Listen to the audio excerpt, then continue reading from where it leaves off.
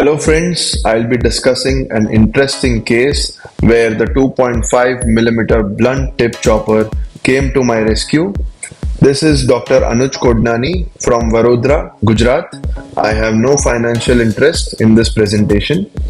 As you can see, it is around a 6 mm dilated pupil with a white cataract with a very hard nucleus. I make sure to double stain the capsule so that I don't have visibility issues while performing the capsulorhexis. While performing the capsulorhexis, I notice multiple cavitations of the liquid cortex being opened up and coming into the anterior chamber.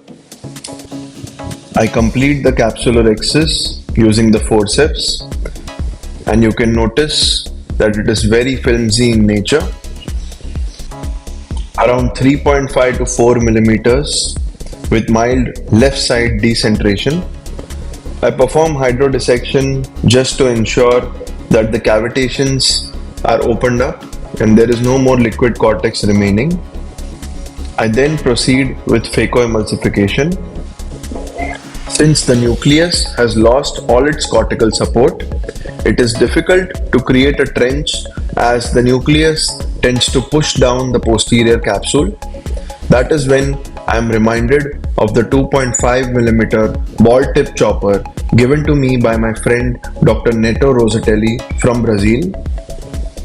With the help of this chopper, I convert my vertical chop technique into a horizontal chop one. This chopper can easily go beyond the center of the nucleus and it causes no harm to the rhexis margin or the posterior capsule as it has a ball-tipped end. Because of this, I can easily execute centripetal force to crack the nucleus and make multiple chops of the same. As the capsulorhexis is small in size, I am making sure that I create multiple chops so that every nuclear fragment can come upwards into the anterior chamber while performing phacoemulsification.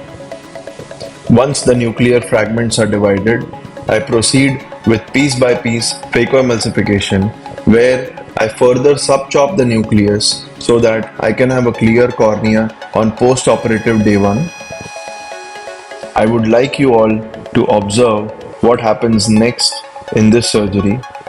While removing one of the pieces which I have just subchopped, I pull it out towards the right side little more, which causes an extension in the anterior capsule because of the triangular end of the nuclear piece.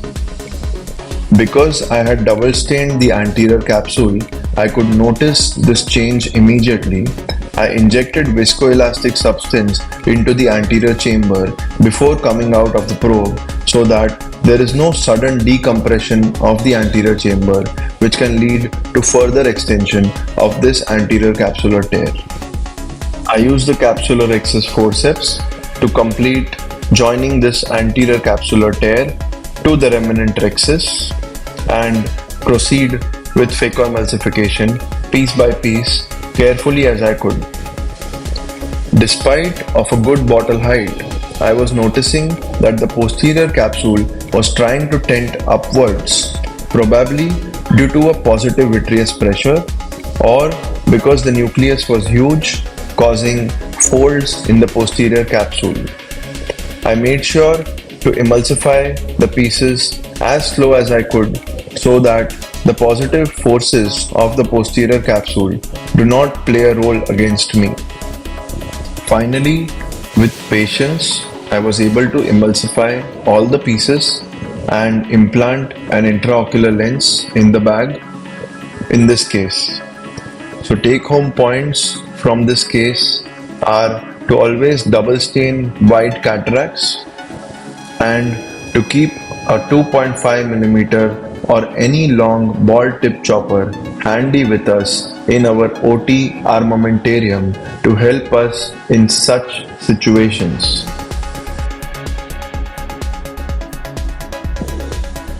Thank you everyone for watching and I hope you enjoyed the video.